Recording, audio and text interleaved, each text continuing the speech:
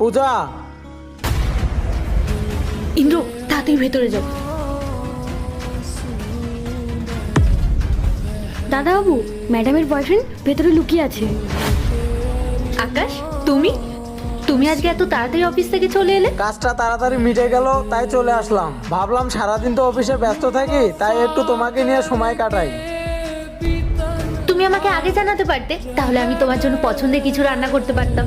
আরে ওসব কিছু লাগবে না, আমি বরং বাইরে থেকে অর্ডার করে নিচ্ছি, তুমি কষ্ট করো না। শোনো না আকাশ, আমার না খুব ভেজিটেবল চপ খেতে ইচ্ছা করছে। ওই মেন রাস্তার মোড়ে যে চপের দোকানটা আছে না, ওই দোকানের চপ আমার ভীষণ ভালো লাগে। আমি ভেবেছিলাম তুমি যখন ফিরবে আমি তোমাকে বলবো নিয়ে আসতে, কিন্তু তুমি তো আজকে আগেই চলে এলে। যাও না, একটু নিয়ে আসো না। আরে পূজা, আমি তো অফিস থেকে ফিরলাম আর বাইরে তো অনেক বৃষ্টি হচ্ছে, সন্ধ্যাবেলায় তাহলে যাই। আকাশ, আমার খুব খেতে ইচ্ছা করছে। আমি তো সবসময় তোমাকে এরকম বলি না, বলো। যাও না, একটু নিয়ে আসো না। আচ্ছা ঠিক আছে, তোমার যখন এতই